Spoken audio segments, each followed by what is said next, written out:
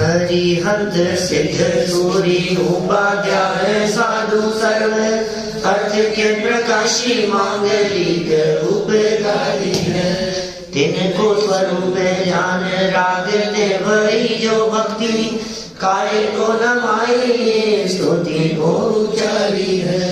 धन्य धन्य तिन्हीं ते काज सब आज भाए कर जोड़े बारे बारे वंदना हमारी है। मंगल कल्याण सुख ऐसो हम चाहते हैं। हो मेरी ऐसी दशा जैसी तुम धारी है। हो मेरी ऐसी दशा जैसी तुम धारी है। हो मेरी ऐसी दशा जैसी तुम धारी है। क्षत्र चूड़ामणि नामक ये ग्रंथ जीवनधर स्वामी संसार शरीर और भोगों की असारता का विचार करते हुए वर्तमान में प्राप्त अपने संयोग और परिस्थितियों की दुर्लभता की चर्चा कर रहे हैं। कितना दुर्लभ है इन सभी का पावना जो मिल गए हैं हमारे को संयोग। भव्य पना, कर्म भूमि, मनुष्य पर्याय, निरोग शरीर, उत्तम कुल, ओ एक से बढ़कर एक है। ये सब इन सभी का प्राप्त करना महाभाग्य से होता है और हमें ये सब चीजें प्राप्त हो गई है। लेकिन जगत का स्वरूप ही ऐसा ही है कि जो चीज प्राप्त हो जाती है उसकी कीमत नहीं रहती। जब तक कोई वस्तु मिलती नहीं है तब तक उसकी वैल्यू समझ में आती है। अरे मिल जाए, काश मिल जाए, काश काश काश ऐसा हो जाए। तो वो काम हो गया, वो वस्तु मिल गई, पदार्थ मिल गया, सहयोग मिल गया तो कीमत खत्म। अब क्या है, हाँ ठीक है, तो क्या है, ठीक है। अच्छी गाड़ी चाहिए हमारे को और अच्छी गाड़ी यदि नहीं है तब तक तो चाहिए। और जब आ गई तो फिर ऐसा अब क्या है, ठीक है, हाँ अभी तो कोई बात नहीं। टॉप करना है आपको यूनिवर्सिटी में, कॉलेज में, तो ऐसा लगता है कि बस दिन रात लगे रहो उसके पीछे। अब तो करके ही रहेंगे और फिर हो जाए और उसे 4-6 महीने बीत जाए तो फिर क्या, अभी ठीक है, ये तो हाँ हुआ था कभी, हाँ हुआ था, क्या है, ठीक है। तो बात ही खत्म हो गई, मतलब कुछ नहीं। जनता ऐसा लगता था बस ये बिजनेस ऐसा सेटल हो जाए हमारे, ये हो जाए, इस पार्टी से हो जाए, ये हो जाए, एक बार बिजनेस को इतना पहुंचा दें। फिर आज आपसे पूछे अरे अब क्या है, ठीक है, सब छोड़ दिया, सब खत्म हो गया, अब क्या करें। बोलो कैसा लगता है ये सब नीरज जी वैसा नहीं सोचते थे आप। बस ये बैंक की जॉब लग जाए, ये ऐसा हो जाए, ये पोस्ट मिल जाए, है ये प्रमोशन हो जाए। आज हाँ ठीक है, अब तो सब रिटायर हो गए, अब तो सब छोड़ दिया, किसके मतलब नहीं। क्या है स्थिति, ये जगत का स्वरूप है इसी तरह का। जो वस्तु हमें प्राप्त नहीं हुई है उस वस्तु को प्राप्त करने के लिए दिन रात एक करते रहता है, और जो वस्तु प्राप्त हो चुकी है फिर उसकी कीमत नहीं समझता। अरे भाई ये जगत के संयोग, ये जगत के पदार्थ तुझे अनंत बार प्राप्त करके छोड़े हैं, उनमें कुछ दम नहीं है। लेकिन जिस स्थिति में आज पहुंच गए हैं, अब यहाँ से मोक्ष मार्ग जीवन में प्रकट करना सिर्फ एक कदम की दूरी पर है। अगला कदम है सब सिर्फ एक कदम की दूरी पर। और अब ये काम नहीं हुआ तो सुन, ये नीचे से चढ़ते चढ़ते चढ़ते दीपेश जी कहाँ से चढ़े हम लोग, निगोद से 2 इंद्रिय, 3 इंद्रिय, 4 इंद्रिय, असैनी पंचेंद्रिय। अब सैनी पंचेंद्रियों में नारकी नहीं, त्रियंच नहीं, देव नहीं, मनुष्य गति की प्राप्ति, फिर और उसके ऊपर चलो आगे जैन कुल, और फिर सारे 5 इंद्रियों की अनुकूलता, सब संयोगों की अनुकूलता, सब बिल्कुल स्वस्थ शरीर, फिर जिनवाणी सुनने का अवसर, ये मंदिर, संयोग, समागम, सब कहाँ तक आ गए सब, आप समझ रहे हो। ये सब चढ़ते चढ़ते चढ़ते यहाँ तक पहुंच गए। अब एक कदम की दूरी है मोक्ष मार्ग प्रकट करना, ये नहीं हुआ तो फिर नेक्स्ट क्या है, फिर डाउन। व्यक्ति चढ़ते चढ़ते चढ़ते चढ़ते यदि शिखर तक पहुंच गया है जैसा, तो फिर अब बतलाओ अब आगे क्या होना है। अभी इतना पहुंच जाने के बाद अभी फिर टॉप पर पहुंचने का अब तो ढलान ही है ना, या तो इधर उतरे कि इधर उतरे। अब सोच लो क्या करना है, कोई भरोसा नहीं 99 पर पहुंच करके कितनी दूरी है, ऊपर देवगति में चले जाए, 31 सागर तक की आयु भी हो जाए, लेकिन उसके बावजूद भी संयम नहीं है। देखो क्या कह रहे हैं यहाँ, संयम भी नहीं है, वो स्थायी भी नहीं। हाँ, वो स्थायी भी नहीं, वो चीज परमानेंट भी नहीं। ये जो क्रम यहाँ बतलाए हैं, इसी तरह के बहुत सुंदर क्रम की चर्चा दादा ने की है बाड़े भावना में। बहुत ही सुंदर लाइनें हैं। क्या लिखा उन्होंने, नर देह उत्तम देश शुभ, नर देह है क्या लिखा हुआ, नर देह उत्तम देश शुभ, उत्पूर्ण आयु शुभ आजीविका। सुनना, वापस सुनना, क्या लाइन बोलिए, नर देह उत्तम देश पूर्ण आयु शुभ आजीविका, दुर्वासना की मंदता परिवार की अनुकूलता, सत सज्जनों की संगति सत धर्म की आराधना है उत्तरोत्तर महादुर्लभ आत्मा की साधना। कितनी बातें कही है, अब जरा फील करना अपने आप को। नर देह उत्तम देश, नर देह मिली लेकिन बांग्लादेश में जाके जन्म ले लिया, नर देह मिली लेकिन पाकिस्तान में जन्म ले लिया, अफगानिस्तान में जन्म ले लिया, नर देह मिली लेकिन न मालूम कौन से देश में जाकर के जन्म ले लिया। अरे भाई साहब, ये भारत देश में जन्म लेना भी अपने आप में बड़े भाग्य की बात है। क्या कितनी सुंदर लाइन है, मतलब क्या सोच सोच करके लिखी है। देश के प्रति कैसे बहुमान की भावना भी जागृत हो रही है।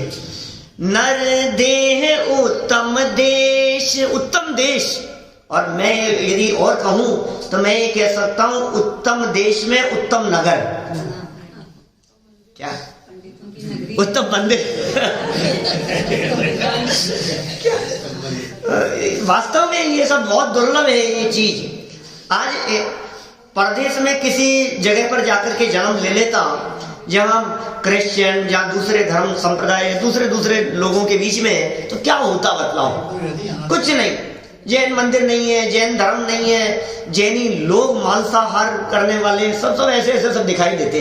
अब बोलो क्या है। इस देश में भी यदि जन्म लेता और मान लीजिए कहीं यूपी बिहार में कहीं किसी जगह पर जाकर के किसी ऐसी जगह पर जहाँ कुछ नहीं है, अरुणाचल मेघालय में ले लेता, हाँ अरुणाचल में मेघालय में ऐसी जगहों के ऊपर कहीं हिंदुस्तानी है वो तो कुछ नहीं। अभी यहाँ आ गए, हाँ विदेश की महिमा बहुत आती है। फिर भी क्या वो तो कहते हैं ना, जो चीज दूर है, जो चीज सहज गम में नहीं है, उसकी महिमा आती है। क्या उन लोगों को देश की महिमा आती है। मैं जब जाता हूँ जगह जगह दुनिया भर में, तो लोगों को देश की महिमा आती है।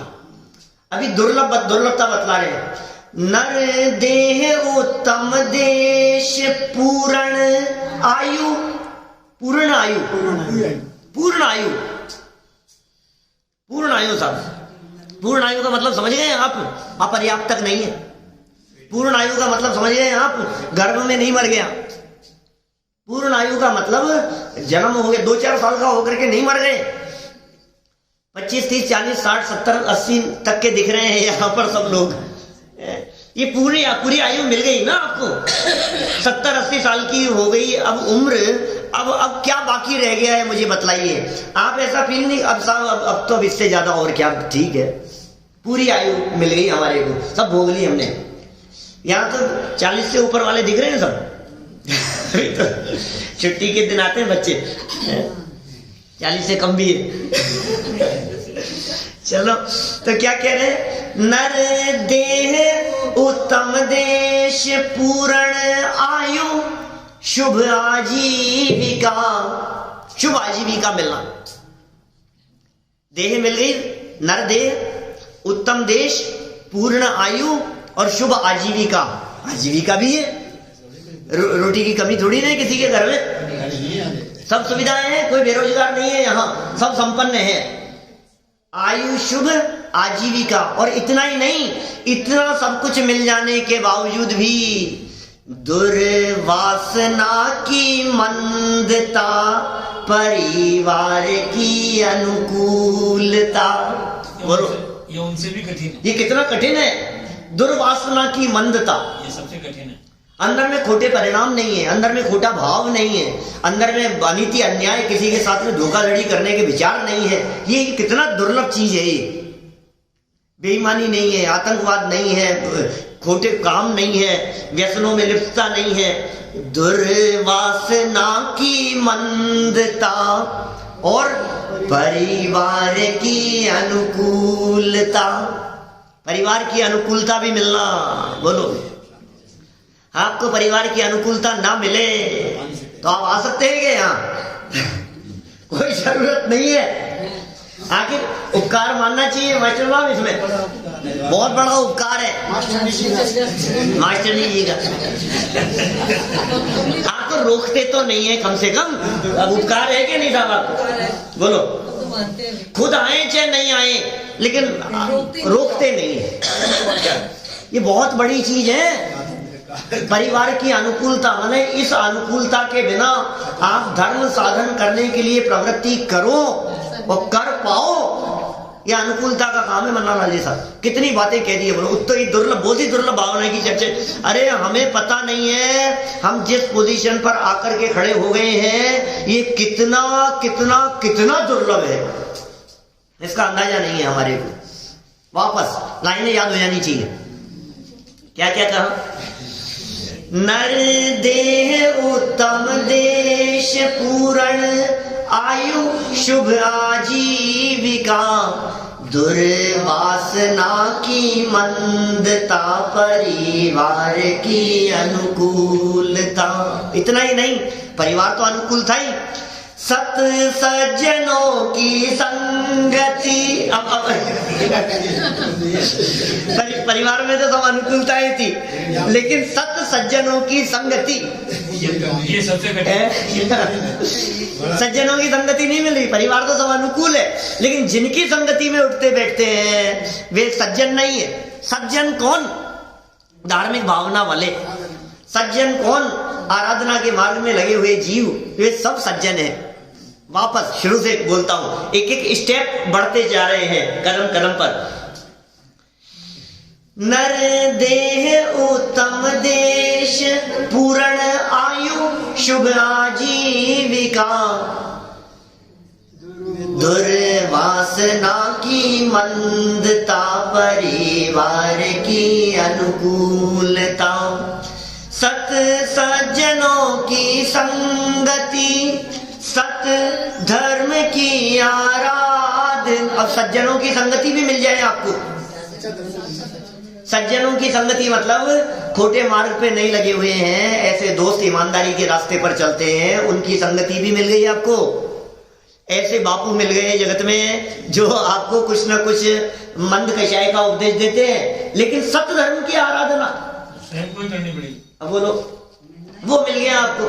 गांधी जी का समागम मिल गया आपको, इनका समागम मिल गया, विवेकानंद के सानिध्य में चले गए और मुरारी बापू के सानिध्य में, और जो भी सब हैं वो सब उनके सानिध्य में जाकर के। अब आप कह रहे हो सत्संग में गए हैं, सब सत्संग में जा रहे हैं, सत्संग में, और झूमते रहता है व्यक्ति।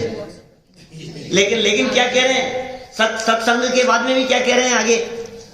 सत्य धर्म की आराधना। ओहो, सच्चा धर्म मिल जाना, बड़े भाग्य से हमको मिला सत्य धर्म। क्या ये सत्य धर्म, ये सच्चा धर्म, ये वास्तविकता की बात करने वाले लोग, ये चर्चाएं जिनमें किसी तरह का कोई लाभ लपेट नहीं है, जिनमें किसी तरह की कोई अपेक्षा नहीं है, जिनमें किसी तरह का कोई दबाव नहीं है, जिनमें किसी तरह का कोई प्रलोभन नहीं है। रोडरमल जी साहब ने लिखा, वक्ता के स्वरूप में वक्ता निर्लोभी होना चाहिए। यदि लोभी होए तो वस्तु स्वरूप का यथार्थ प्रतिपादन कैसे करे? बोलो, लोभी गुरु लालची चेला, दो नरक में ठेलम ठेला। तो ये यदि ये लोभ वर्तता है अंदर में, तो फिर तो कैसे कदम बढ़ा पाएगा मोक्ष मार्ग में? बोलो। तो कितनी बस सत्य धर्म की आराधना, सच्चे धर्म की आराधना करने का ये जो प्रसंग बन गया है। और फिर आगे कहते हैं भाई महान दुर्लभ है सात्विक। क्या वापस देखो कहा क्या क्या बोल दिया साहब, जो बोल दिया वो लाइन सुनाता हूं वापस।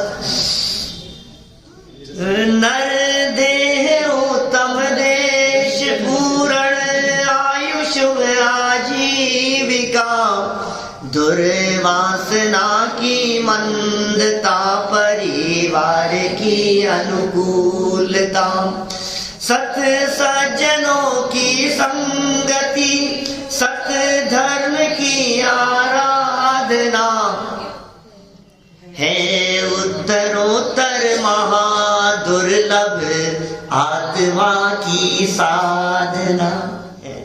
ये उत्तरोत्तर महान दुर्लभ है भाई, दुर्लभ से दुर्लभ है। इन सभी का पावन है, ये सब जो मिल गए हैं संयोग। अब गर्व होना चाहिए अपने को।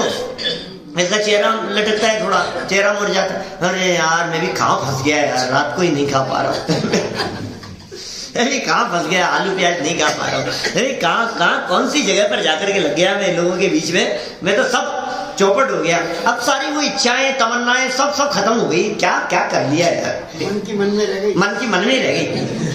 अरे भाई सुन, तो तुझे जो ये मिल गया है ये साधारण नहीं है, ये सबको नहीं मिलता है।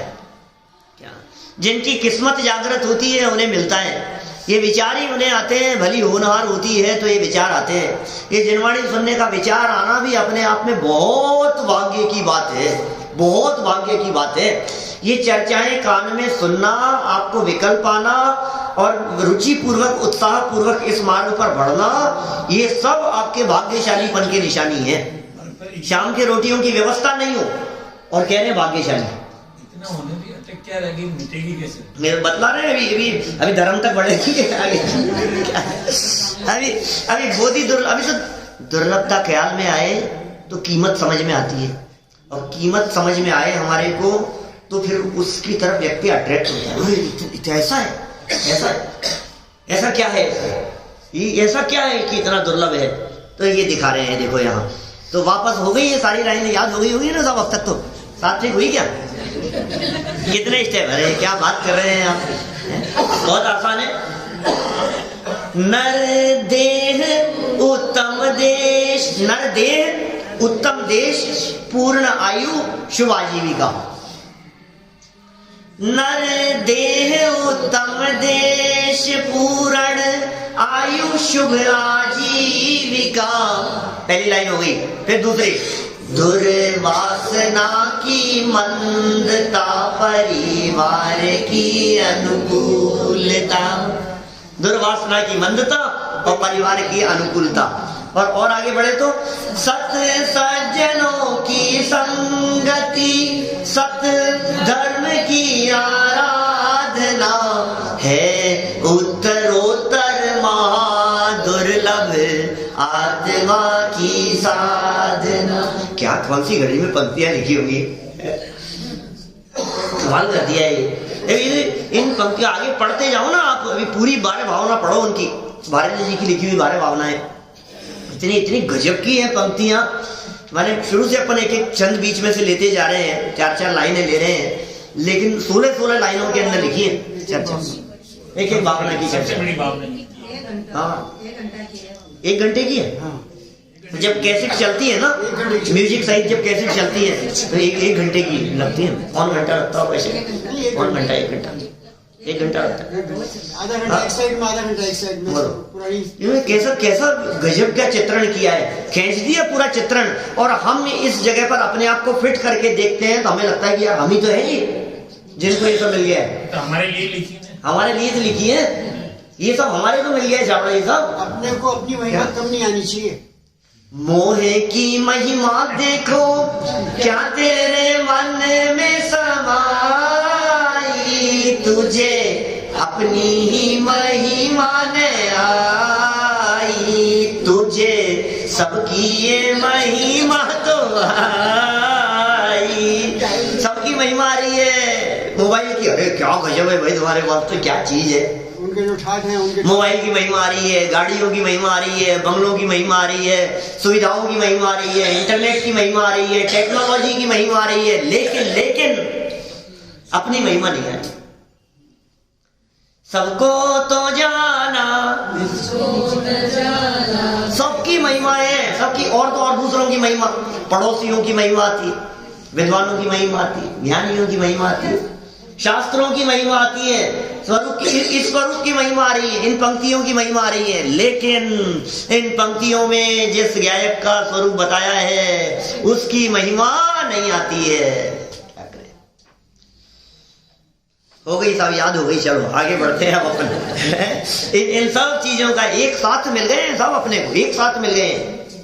देखिए, यदि ये पूर्ण आयु भी मिलती और देश नहीं मिलता, अच्छा देश और अच्छी आयु भी मिलती और परिवार नहीं मिलता, अच्छा परिवार भी मिलता और संगति नहीं मिलती, अच्छी संगति मिल गई और परिवार नहीं मिला, सब लगाओ, सब एक दूसरे के साथ में जुड़ी हुई चीजें, कहीं ना कहीं इन सब उत्तरोत्तर दुर्लभ में से एक आध चीज भी कमी हो गई। और ये सब मिल जाते, मैं आपसे पूछता हूं, सत्संगति की संभावना, उत्तम देश, उत्तम आयु, परिवार की अनुकूलता, धन वैभव संपत्ति, परिवार, सब कुछ, क्या हमारे इस जिन मंदिर के आस पड़ोस में रहने वाले लोगों के पास में नहीं है क्या? बताओ। लेकिन दूर दूर से तो आ जाते हैं आप। कितने किलोमीटर होगा? 5-7 किलोमीटर होगा। तो गाड़ी में बैठने के बाद में क्या दूरी है मतलब? नीरज जी साहब, कितना? 4 किलोमीटर के आसपास तो है, 4-5 किलोमीटर, 5 किलोमीटर है। बोलो आप देखो कहां से, मन्नालाल जी साहब कितना दूर से हैं? 3.5 किलोमीटर से। अभी मेरा कहने का मतलब, इतना दूर दूर से जैन साहब है, दीपेश जी है, सब दूर दूर से आ रहे हैं, हमें तो दूर से ही आ रहे हैं। लेकिन मेरा कहने का मतलब ये है, इतना दूर दूर से हम आ सकते हैं, रुचिवान आ सकते हैं, लेकिन पड़ोस में रहने वाले जो लोग हैं, बोलो उनको ये सब है या नहीं है? तो फिर क्या कमी रह गई है? अंदर में रुचि, अंदर में रुचि नहीं है। अब बोलो, अब ये चीज नहीं होवे और सारे सहयोग मिल जावे तो क्या क्या काम का है? सब दूरी दूर से आते हो ऐसा नहीं है, पास वाले भी पास वाले भी बहुत सारे हैं। तो इसलिए आप तो इसके बारे में सिर्फ विचार चिंतन करो कि भाई ये रुचि कहां से लाएगा? ये संयोग भी मिल गए तो ये जीव कहता है कभी कभी ऐसा, हे भगवान, बस मैं तो यहां से मर करके विदेश क्षेत्र चला जाऊं, शिवेंद्र भगवान के भाग में चला जाऊं, समूह शरण में वहां चले जाऊं, मैं उस जगह पर जाकर के जन्म ले लूं। कि सुन भाई, तू वहां जन्म भी ले लेगा तो ये रुचि कहां से लाएगा? जन्म तो अनेक बार ले लिया, अनेक बार जन्म लिया है, अनेक बार, कितनी बार तू विदेश क्षेत्र में जन्म नहीं लिया क्या तूने कभी? सब संयोग मिले, तीर्थंकर परमात्माओं की दिव्य ध्वनि सुनने के लिए भी गया, लेकिन वहां भी रुचि पर विषयों की होने के कारण लौट करके वापस चला आया। इसलिए ये दुर्लभ दिखा रहे हैं, पूरा का पूरा रह गया। देखिए आगे वाला श्लोक पढ़ते हैं। अभी सुनो जरा, पंक्तियां तो अभी अपन ने यहाँ वादिप सिंह आचार्य देव की पढ़ी नहीं है, ये क्या झटका लगा रहे हैं। देखो आप पेज नंबर 545 पर श्लोक नंबर है 76, लाइनें कितनी गजब की कह रहे हैं। तदात्मन दुर्लभम गात्रम धर्मार्थम मूढ़ कल्पयताम भस्मने तो रत्नम मूढ़ है कह स्यात् परोजन है। ओ क्या हो गया? हे मूढ़ आत्मा, हे मूर्ख, मूढ़ आत्मा माने मूर्ख होता है, मूर्ख अच्छा नहीं लगता अपने को। अभी तक तो आत्मन आत्मन कह रहे थे, ध्यान देना क्या, अभी तक तो क्या कह रहे थे? हे आत्मन, हे आत्मन, हे आत्मन, आत्मन कह रहे थे। अपने को भी थोड़ा सम्मान लग रहा था कि भाई हमारे को है सभ्य भाषा में कह रहे हैं। अब क्या कह रहे हैं? हे मूढ़ आत्मन, हे मूर्ख व्यक्ति, इसलिए दुर्लभ शरीर को धर्म के लिए संकल्प कर दे। ये दुर्लभ शरीर जो मिल गया है, इसका से संकल्प ले ले कि धर्म आराधना करेंगे, अब नहीं बर्बाद करेंगे, अब नहीं खोएंगे, अब नहीं भटकेंगे, अब बर्बाद करने के लिए नहीं है। मरे अनंत बार बिन समझे, बिना समझे मरे होंगे, ना समझी में बिताया होगा हमने काल, बिना समझे न मालूम कहां कहां भटके और किधर किधर दौड़ते रहे। अब जब समझ आ गई है तो अब भोगों में नाही फंसेंगे, निजानंद पाने। अब समझ में आ गई ना अब ये बात, अब गणित समझ में आ गया है ना, अब गणित समझ में आ गया। अब भी फिर वही नहीं भाई, अब नहीं, इसलिए कह रहे मूर्ख अब तो बंद कर दे। देखो भाई, निश्चय से भस्म के लिए रत्न को जलाने वाले पुरुष की अपेक्षा दूसरा कौन मनुष्य मूर्ख है? ओ क्या हुक्म दे रहे? राख चाहिए बर्तन मांजने के लिए, बर्तन साफ करने के लिए, क्या करूं, मिल नहीं रही है बर्तन साफ करने, और बाप दादाओं की संपत्ति है और अभी दरिद्रता है, नौकर चाकर रख नहीं पा रहे हैं। क्यों? क्योंकि रत्न रखे थे घर में, उनकी कीमत पहचानी नहीं, वो समझ में नहीं आई कि ये रत्न कितने कीमती है। अब कुछ मिल नहीं रहा है और राख बाजार से खरीद करके लाने के लिए पैसे नहीं है क्या? तो अब क्या करें कि ये पड़े ना रत्न, ये क्या है, ये टुकड़े ये कंचे जैसे दिखते हैं क्या, ये बेकार, इनको जला दो। तो उनको जला करके राख बनाता है। अब बोलो इससे बढ़कर मूर्ख कौन होगा? ये मनुष्य जीवन जो हमारे को मिल गया है, इस मनुष्य जीवन को प्राप्त करके तू क्या कर रहा है भाई? राख बनाने का काम कर रहा है। ऐसे ऐसे उदाहरण दिए हैं, तू कौवे उड़ाने का काम कर रहा है।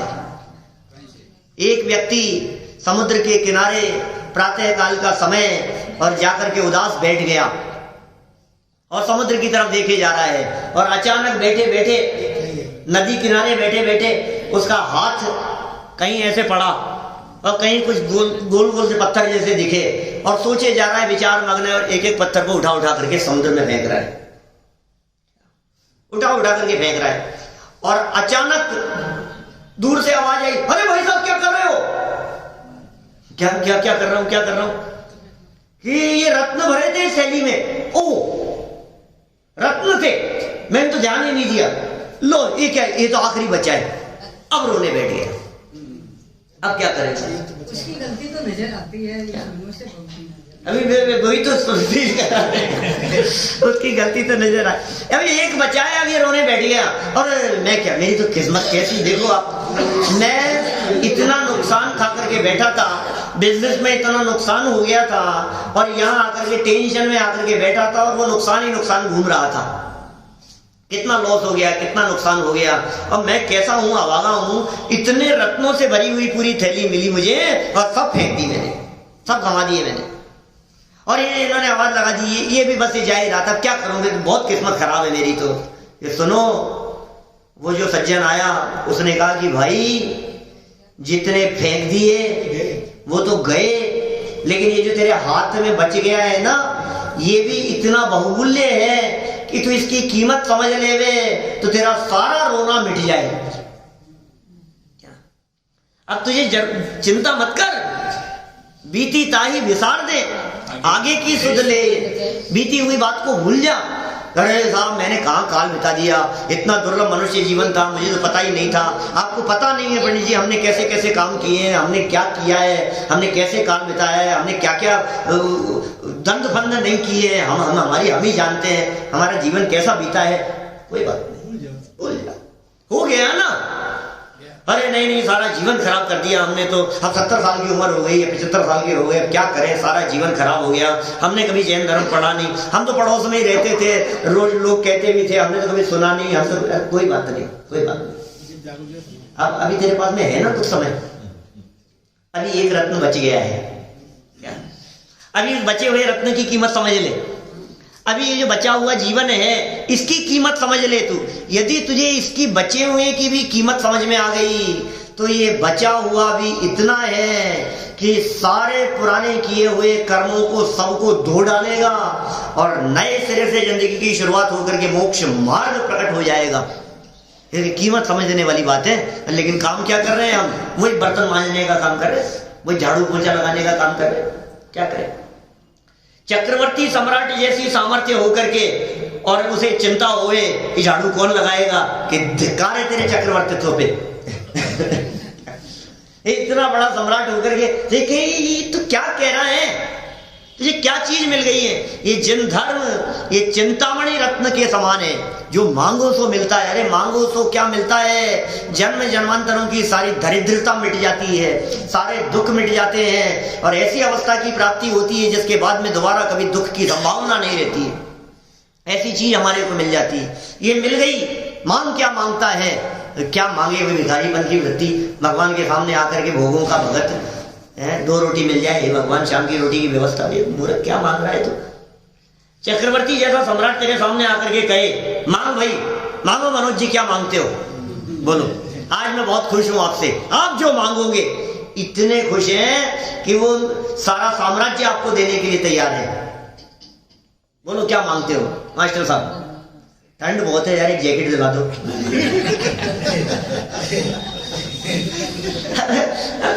कल्पना करो जरा, ऐसी परिस्थिति बनने के बाद भी डिमांड किया, तुम्हारी सोच क्या है? उसके बारे में विचार करो। इतना सब कुछ मिल सकता है, क्या मिल सकता है? ये कह रहे हैं यहां पर, जिस दुर्लभता को बतला करके जो चीज दिखाना चाह रहे हैं, तुम्हें वो मिल सकता है जो देने वाले के पास भी नहीं है। तुम्हें वो मिल सकता है जो देने वाले जैसा बना सकता है। अरहंत आदि से प्रयोजन की सिद्धि में लिखा, अरहंत जैसा तुम्हें बना सकता है, तुम्हें अरहंत भगवान के पास जाकर के मांगने की जरूरत नहीं है। बोलो, भिखारी हो और वो भिखारी व्यक्ति भीख मांगता हो है, और कभी उसने किसी एक बच्चे की जान बचा ली उस भिखारी ने, वो इतना वो बड़े सेठ का बेटा था जिसकी जान बचाई, उसने कहा कि मांग क्या मांगता है, मैं तेरे से बहुत खुश हूं, जमीन जायदाद मकान जो तुझे चाहिए, जो तेरे को मांग, तू क्या मांगता है? और ये ऐसा मूर्ख ये कहता है बाबूजी क्या करूं, एल्युमिनियम का कटोरा है, स्टील का दिला दो भीख मांगने के लिए। बोलो, ये हालत नहीं हो रही? माने भिखारीपन की वृत्ति मिट जावे, ऐसा अवसर आया है। और इसकी वृत्ति वही है, मांगूंगा तो भीख, लेकिन थोड़ा स्टैंडर्ड बढ़ जाएगा, एल्युमिनियम की जगह स्टील के में मांग लिया करूंगा। क्या कह रहे हैं? देखो सरल अर्थ पढ़ो, क्या कह रहे हैं? हे आत्मन, ऊपर मूड कहा था, लेकिन ये सरल अर्थ लिखते समय थोड़ी सी सभ्यता बनती है। हे आत्मन, जैसे कोई पुरुष बर्तन मांजने के लिए उपयोगी राख बनाने हेतु, मैंने नीचे नहीं पढ़ा था बर्तन मांजने की बात, मुझे तो खुद को ही निकल रहा है कि शायद बर्तन मांजने होंगे उसको। बर्तन मांजने के लिए, बर्तन साफ करने के लिए उपयोगी राख बनाने हेतु बहुमूल्य रत्नों को जलाकर उनकी राख तैयार करता है। ओहो, ये राख तैयार कर रहा है तो वह महामूर्ख समझा जाता है। वैसे ही मात्र सांसारिक सुख के लिए ही, बोलो, मात्र सांसारिक सुख के लिए ही इस मनुष्य पर्याय को गंवाना महामूर्खता है। मूर्खता नहीं, महामूर्खता है, महामूर्खता है। किसके लिए, किसके लिए कर रहा है तू? अरे बस यार 2 पैसे मिल जाए, ये हो जाए, बिजनेस अच्छा हो जाए, अच्छी जॉब हो जाए, अच्छा बंगला हो जाए, सारी सुविधाएं तो हैं, बस बच्चा सेटल हो जाए अपना, तो बस इसका ये हो जाए, बस अच्छी बहू आ जाए, बस इसका ये हो जाए, ये सोचता रहता है। सब चीजें मिल जाने के बावजूद भी हमारी दृष्टि में आखिर क्या दिख रहा है? बस इतना, ये हो जाए, बस संतुष्ट है अपन तो, और क्या चाहिए अपने को? अब भाई साहब अपने तो बीत गए, देखो बस अभी बच्चे थोड़े से सही सेटल हो जाए, अपने को क्या करना है? हमने तो हमारा बीत गया, हमने वो से बिता लिया अपन ने, तो कोई जरूरत नहीं है। भगवान की दया से सब कुछ है हमारे घर में। क्या भगवान की दया से? भगवान की दया दिखती है, माने कि ये कह रहे हैं भाई साहब तू देख एक बार, ये सांसारिक सुख के लिए, विषय सुख के लिए, बाह्य भोगों के लिए, खान पीन के लिए, इसके लिए तेरा जीवन बिता रहे हैं। दुर्लभ मनुष्य जीवन के क्षण तेरे ये लड्डू बनाने में बीत रहे हैं। तू सोच तो सही, खाने और खाने की चर्चाओं में बीत रहा है, विकथाओं के अंदर समय बिता रहा है। ये समय कहाँ बीत रहा है भाई? ये समय बीता हुआ वापस नहीं आएगा। ये समय बहुमूल्य धन है जो बिना खर्च किए हुए अपने आप खर्च हो रहा है। प्रति क्षण मृत्यु नजदीक आती चली जा रही है। काल की काली घटा प्रत्येक पल मंडरा रही, किंतु पल पल विषय तृष्णा तरुण होती है। कब सुनी थी ये लाइनें? महीनों पहले सुनी थी? कब कब की बात है? अनित्य अनित्य इन 12 भावनाओं में अनित्य भावी तो 11वीं भावना तक पहुंचे हैं अमन। पहली भावना की जो चर्चा थी, हो सकता है महीना भर तो हो ही गया होगा, क्योंकि बीच बीच में गैप भी लगते रहे ना। ये अनित्यता, ये दुर्लभता यहाँ दिखा रहे हैं। ये सिखा रहे हैं यहाँ पर हमारे को सांसारिक सुखों के लिए मनुष्य पर्याय को गंवाना महामूर्खता है, समय नहीं। अब देखो पुराना इतिहास उठा करके देखो, महापुरुषों का जीवन चरित्र उठा करके 16 दिसंबर एक बार हो गया ना? हाँ, एक से ज्यादा हो गया, मतलब 16 जनवरी तो चल रहा है, 22 जनवरी है ना, सवा महीना हो गया। तो कितना देखो, आपको हम ये बतला रहे थे आपको महापुरुषों का जीवन चरित्र उठा करके देखो। ये जो अभी मैंने कुछ बच्चों के लिए किए ना प्रवचन, गुरुकुल में जैसे प्रवचन किया, छात्राओं के लिए किया, वो अलग गुरुकुल चलता है, कंकुबाई श्राविकाश्रम चलता है वहाँ स्पेशल, वो सब यूट्यूब पे सुनते रहते थे लोग। बोले हमारी आप यहाँ आए हैं, ऐसा समागम अवसर कब मिलेगा, बालिकाओं को संबोधन करना है, छात्रावास चलता है, स्कूल चलता है, वहाँ जा करके तो उनको संबोधन करने गए। फिर वहाँ हुआ तो फिर एक छात्रावास गुरुकुल चलता है जहाँ छात्र पढ़ते हैं, वो दूसरी जगह। उन्होंने कहा कि हमारे छात्रों को संबोधन करने की, वहाँ इसी तरह की चर्चाएं की मैंने। आपने सुनी है? आप लोग भी सुनते हैं, बच्चों के लिए थी, लेकिन प्रेरणादायक बातें हैं। हमें कीमत नहीं समझ में आती है, हमें जो चीज मिल गई है उसकी। मैंने कहा सदाशिव दास जी यहाँ बैठ करके काम किया है इन्होंने, सदाशिव दास जी कासलीवाल, रत्नाकरण श्रावकाचार्य की भाषा वचनिका लिखी उन्होंने, बहुत सुंदर काम किया। फिर बाद में अजमेर चले गए थे, फिर अजमेर जाकर के वो वहाँ रहे। तो ये जो सदाशिव दास जी कासलीवाल है, ये राजघराने में जॉब थी इनकी, और इनकी तनख्वाह बढ़ाने के लिए ऑफर किया कि भाई तुम्हारी तनख्वाह बढ़ानी है। इन्होंने मना कर दिया, जितनी मेरी तनख्वाह है उतने में काम चलता है। कोई मिलेगा साहब ऐसा व्यक्ति जो कहेगा मेरी तनख्वाह मत बढ़ाओ? प्रसन्न कुमार जी सेठी साहब, अरे गजब व्यक्तित्व, ये भी जानते हो? परसों आए थे कि मैं नहीं था? अरे बहुत गजब व्यक्तित्व है उनका भी।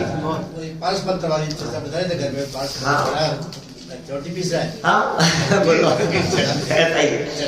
ऐसे व्यक्ति मना कर दे, मुझे प्रमोशन नहीं चाहिए, मुझे अच्छी तनख्वाह नहीं चाहिए, मुझे ज्यादा इंक्रीमेंट नहीं चाहिए, है इसमें काम चलता है। वो आग्रह किया कि नहीं आपको जरूरत नहीं है, हमें तो देना है, हमें जरूरत ही नहीं, मेरा काम चलता है, मैं क्या करूंगा, ज्यादा की जरूरत नहीं है, ऐसे व्यक्ति। और फिर ज्यादा आग्रह किया तो कहा यदि आप देना ही चाहते हैं तो फिर एक काम कीजिए, मेरी तनख्वाह मत बढ़ाइए, मेरा समय कम कर दीजिए, जो बचे हुए अधिक समय को मैं आराधना में बिता पाऊंगा, मैं स्वाध्याय अध्ययन तत्वाभ्यास के अंदर समय और अधिक लगा पाऊंगा। मेरी 8 घंटे की ड्यूटी है, 7 घंटे कर दीजिए, 6 घंटे कर दीजिए, 2 घंटे कम कर दिए, इतनी तनख्वाह बढ़ गई ना। पैसे नहीं चाहिए, काम तो चलता है घर गृहस्थी का, लेकिन ये चाहिए। मिलेंगे आपको ऐसे व्यक्ति? ऐसे को दोनों मिल जाती हैं, दोनों मिल गए ऐसे। बोलो पैसा भी मिल गया, वो भी हो गया, सब चीजें, दोनों चीजें हुई, उनको दोनों चीजें दे दी, समय भी कम कर दिया और पैसा भी दे दिया।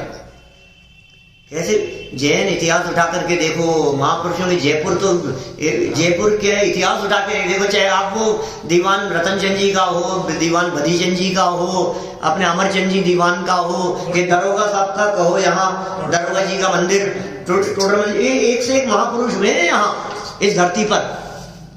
इस धरती ने, जयपुर की धरती ने कितने महापुरुषों को जन्म दिया है, माने गजब के काम किए हैं। दरोगा जी ने हवेली बनाई और राजा साहब को बुलाया, बोलो मालूम है साहब आपको? मन्नालाल जी साहब, यहाँ की बात कर रहा हूँ, ऊंचे कुएं पर जो दरोगा जी की हवेली है, वहां हवेली बनाई और उसका उद्घाटन करते समय राजा साहब को बुलाया। और राजा साहब ने पलट करके कह दिया, क्या दरोगा जी हवेली बनाई है, कोई मंदिर बनाते तो आता। इतना सा वाक्य कहना, क्या इतना सा वाक्य कहना, और उन्होंने अपनी हवेली से बड़ा मंदिर बनाया और बहुत भव्य मंदिर बनाया, और फिर राजा साहब भी आए, दर्शन भी किए और फिर उनके गुणगान भी किए। ऐसे ऐसे व्यक्ति मिलेंगे। भव्य मंदिर है, भव्य मंदिर। मकान तो सब बनाते हैं, रहने के लिए झोपड़ी तो सब बनाते हैं, क्या पशु भी बना लेते हैं, पक्षी भी बना लेते हैं, चिड़िया कबूतर भी अपने रहने के लिए झोपड़ी बना लेते हैं। उसमें क्या दम है? तुम्हें प्राप्त पैसे से यदि तुमने बना लिया तो मंदिर बनाते हैं, क्या? क्योंकि मंदिर सार्वजनिक है, इस पर तेरा अधिकार है, मंदिर आराधना के स्थान है, घर भोग का स्थान है, तो हम जरूर आते हैं। फिर उन्होंने बनाया, कैसे व्यक्ति होंगे बोलो?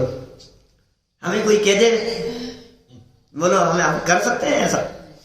गोदिका जी को भी गुरुदेव ने हाँ, गोदिका जी को ऐसा कह दिया गुरुदेव ने, कह रहे गोदिका तो टोडरमल जी के गोत्र का है, कोई टोडरमल जी के नाम से बना स्मारक, ऐसी बात कह दी सोनगढ़ में। इस तरह की बात पूरन चंद जी गोदिका जयपुर के सेठ बोलो, और वो बात उनको लगी और उन्होंने इतनी विशाल जगह पर बापू नगर में टोडरमल स्मारक पूरा अपने ही द्रव्य से, अपनी ही जमीन, अपने ही कंस्ट्रक्शन, सब कुछ अपना, और सब ट्रस्ट के नाम कर दिया। संचालन भी अपने खर्चे से किया। बोलो, संचालन खुद के खर्चे से किया, बहुत वर्षों तक, कभी नाम नहीं लिखा है, और एक जगह नाम नहीं मिलेगा आपको। बोलो, आप सोचिए ऐसे ऐसे लोग इस धरती पर हुए हैं, तो हम ये कह रहे हैं यहाँ भाई कि तू कहाँ काल गंवा रहा है। एक वो व्यक्ति जिनको आजीविका नहीं चाहिए, एक वो व्यक्ति जिनको पैसा नहीं चाहिए, एक वो व्यक्ति जो जिनको सिर्फ धर्म आराधना के लिए समय बिताना है, और एक हम कि हम भागे जा रहे हैं, भागे जा रहे हैं, भागे जा रहे हैं। तो कब तक? तो कमी कोई नहीं है, लेकिन वहां शक्ति मिटती नहीं, बस क्या करूं, और चाहिए और चाहिए और चाहिए। ऐसे ऐसे लोग दिखते हैं जो ये कहते हैं कि हमें कितना भी हो, हमें बाहर नहीं जाना, हम क्या करेंगे वहां जाकर के, हमारा धर्म छूटता है, हमारा ये छूटता है, ये सुविधाएं छूटती है। पिताजी के पास में बहुत सारे ऑफर थे बाहर जाने के लिए, आजीविका की दृष्टि से मना कर दिया, हमें नहीं जाना घर छोड़, यहाँ से जयपुर से नहीं जाना, हमें यहीं रहना है। यहाँ जो स्वाध्याय का जो अवसर मिलता है, संतोष जी शाली जी साहब के जो व्याख्यान, हमें नहीं जाना। यहाँ जो एक बार जो धारा ढल गई है, हमें इस धारा को छोड़ करके दूसरी जगह जाए हम, क्या मिलेगा, क्या होगा, नहीं करना हमारे। ऐसे ऐसे ऐसे क्या क्या मिलती है बोलो स्थितियां। अब सोचना जरा, कहाँ गंवा रहा है काल, भोगों में, टीवी में, मोबाइल पर, दोस्तों के बीच में। अरे पुराने दोस्त यदि मिल जाए तो रात भर बैठ करके गप्पे लड़ाता रहे, बोलो रात कब 2-3 कब बज गए पता ही नहीं लगा, पुरानी बातें याद कर रहे थे, कॉलेज के दिनों के समय किस्से सुना रहे थे, क्या काल में काल बिता रहे थे यार। एक वो दिखते हैं हमारे को जम्बू स्वामी जैसे, बोलो उन्होंने पूरी रात कहाँ बिताई और हमको तत्व चर्चा में, क्या ये तत्व चर्चा के लिए समय है तेरे पास में? कितना समय है? समय बहुत कम है, क्या पता विघ्न बहुत है, क्या पता कौन सी घड़ी एकदम खत्म हो जाए झटके से। अनंत शास्त्रम बहुलश्च विद्या अल्पश्च कालो बहुविघ्नताच यत्सारभूत तदुपासनीयम हंसो यथा क्षीरमिवम्बुध्यात्। ओह, क्या कह रहे हैं भाई साहब? अनंत शास्त्रम, शास्त्र अनंत है, अनंत शास्त्रम, और बहुलश्च विद्या, विद्या बहुत है, शास्त्र अनंत है, कोई अंत नहीं है, विद्या का कोई पार नहीं है। अल्पश्च कालो, काल थोड़ा है। कल आए थे ना हमारे विद्यार्थी, शास्त्रीय विद्यार्थी, फिर भावनाएं जीवन समर्पित करने वाले काम है। साहित्य भंडार खोल करके देखा हमने, यहाँ के पुराने ग्रंथ थोड़े से उन्होंने देखे, फिर वहां चले गए, उन्होंने कहा भाई साहब कब समय है आपके पास में, हम तो यहाँ आकर के 2-4 महीना लगे रहे हैं इस काम में, हम तो 2-4 साल देने के लिए। एक ने तो ऐसा कही हमारे विद्यार्थी ने, उसने कहा कि मेरी तो भावना ये है कि अभी उम्र 17 साल है, 16 साल अभी उम्र है, 16-17 साल, और मेरी तो भावना है कि 5-7 साल दिन रात एक करके सिर्फ इसी में लगा, ऐसी भावना वाले लोग। अमन है एक विद्यार्थी, उसने कहा कि मैं तो 22-25 मेरे तो कोई दूसरा विकल्प नहीं है, सिर्फ यही इसी के अंदर लगे रहे, इसी काम में। अपने ऋषभ चर्चित जैसे विद्यार्थी, ऐसी भावना वाले लोग हैं बहुत सारे, होती है भावना। भाई टोडरमल जी ने क्या किया बतलाओ, नहीं जीवन समर्पित किया, सब जिन कुमार जी ने मना कर दिया, बोलो शादी नहीं करेंगे हम, यही हम एक ही काम करना है हमारे को। ऐसे लोगों के माध्यम से होते हैं काम भाई साहब। आप ये जिन विद्वानों ने काम किए ऐसे थोड़ी ना हो जाते हैं। हम कहते हैं विद्वत जनेव जानाति विद्वत जन से परिश्रमम न ही वंद्या विजानाति मैथी प्रसव वेदना। नीतिकारों का श्लोक है कि जन्म देने की जो वेदना है वो वंध्या नहीं समझ सकती है, विद्वान लोग ही विद्वानों के परिश्रम को समझ सकते हैं, कितना परिश्रम होता है याद करने में, तैयार करने में, लिखने में, लेखन कार्य में, संपादन कार्य में, उनमें कितना कितना कितना जीवन लगता है, परिश्रम होता है। ये वही समझते हैं जो करते हैं। तो करो तो पता लगे, जो क्या क्या पता लगता है। ठीक है, ये जो नाम लिखे हैं ये क्या काम कर गए हैं ये पंडित जयचंद जी छावड़ा साहब। सोचो आप 65 साल की उम्र में उन्होंने लिखना चालू किया, 90, 92, 95 तक भी लिखते रहे। 65 साल की उम्र के बाद में, यहाँ तो 65 साल के व्यक्ति को कहो तो कहता याद ही नहीं होता, बुढ़ापा आ गया, तो बचपन में हो जाता था, उम्र बहुत हो गई है। ये काम किए इन्होंने। तो अभी अनंत शास्त्रम बहुलश्च विद्या, और काल कितना है तुम्हारे पास में, समय कितना है बोलो कि नहीं साहब अभी तो है। कितने साल है, कितने साल है साहब, चावड़ा जी साहब कितने साल है, 20 मान ले बोलो पिताजी कितने हैं?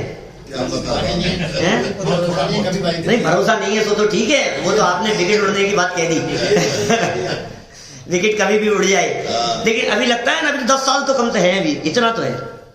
काम नहीं करेगा क्यों साहब नहीं आज बोलिए 10-1 साल तो अभी तक तो क्या है, उम्र 75 के आसपास होगी, तो 10-15 तो है कम से कम, इतना तो मान करके चलो, ऐसा लगता है ना हमारे। लेकिन भाई यदि तुम्हारे पास में 10-15 साल भी हैं क्या साहब, तो उन 15 सालों में आधा समय तो सोने में चला जाएगा, 50% तो सोने में चला गया। अब जितना समय बचा उससे आधा समय, मैंने समझो 24 घंटे का दिन है तो 12 घंटे तो रात्रि सोने में चलेगी, ऐसा मान लो। अब बची 12 घंटे, आधा रह गया। अब बचे हुए 12 घंटे में से 6 घंटा अभी तो, क्योंकि आजीविका दिखती है, काम दिखते हैं लोगों के, तो 6-8 घंटा तुम्हारी आजीविका में चला गया। 12 और 6 18, 12 और 8 20, क्या 7-8 घंटा बने, 20 हो गए। अब बचे 4। अब इन 4 के अंदर तुम्हें खाना भी है, तुम्हें नहाना भी है तुम्हें अपने लौकिक भी कार्य साधन है, तुम्हें उनसे मिलने जाना है, तुम्हें उनकी शादी में जाना है, उनकी बर्थडे पार्टी में जाना है, उसकी एनिवर्सरी है, उसका ये आज इसके तीये की बैठक है, आज इसके घरों में जाना है, आज उसके यहाँ ये कार्यक्रम है, इनमें जाना है। अब ये जो तेरे जो जंजाल लगे हुए हैं इसका क्या होगा? अब कितना टाइम बच गया है? 1 घंटा यदि रोज का निकाले, 3 घंटे भी यदि रोज के निकाले मान ले, तो 3 घंटे रोज के निकालने पर वीक में 1 दिन निकलता है। 8 दिन में 24 घंटे निकलेंगे ना, 8 दिन में 1 दिन निकल रहा है ना। इसका मतलब बचे हुए जिंदगी का 8वां भाग इतना सा काल बचा है रोजाना की रूटीन लाइफ के हिसाब से। 10% 12% बोलो 10% 12%। अब कितना सा समय है? अनंत शास्त्रम बहुलश्च विद्या अल्पश्च कालो, काल कम है और बहु विघ्न बाधाएं होते हैं। क्या आज बच्चे की तबीयत खराब हो गई, अस्पताल लेकर के भाग रहे, आज उसका ये हो गया, अरे ये हॉस्पिटल में एडमिट, अरे दूसरों की तो छोड़ो अपने भी तो विघ्न आ जाते हैं दुनिया भर के। उसमें क्या होगा? मेहमान आ गए 3 दिन के, बच्चे की शादी है, भाई साहब के बच्चे की शादी है, चाचा जी के यहाँ शादी है, 5 दिन खराब हो गए हमारे, तो अब आप क्या करोगे? बहुविघ्नताचे। इसलिए आचार्यों ने कहा है यत्सारभूत तदुपासनीयम। अरे भैया, इसलिए जो सारभूत है उसकी उपासना करो। हंसो यथा क्षीरमिवाम्बुध्यात्। हंस जिस तरह से दूध का ग्रहण कर लेता है और जल को छोड़ देता है, इसी तरह से तुम अपने बचे हुए शेष जीवन को धर्म आराधना के अंदर बिताओ। अंतिम लाइन पढ़ लो यहाँ, कि इस मनुष्य पर्याय को गंवाना महामूर्खता है। नर देह का उपयोग तो धर्म की प्राप्ति के लिए करना ही युक्ति संगत है। इस नर देह का उपयोग किस लिए करना? किस लिए करना? बोले धर्म प्राप्ति के लिए, धर्म ग्रहण करने के लिए, धर्म अंगीकार करने के लिए। धर्म अंगीकार करने के लिए का अर्थ सच्चे सुख की प्राप्ति के लिए इस देह का उपयोग करना। हम सभी इस दुर्लभता को समझकर अपने मनुष्य जीवन को सफल सार्थक करेंगे। इसी भावना से मैं बात को यहीं विराम देता हूँ।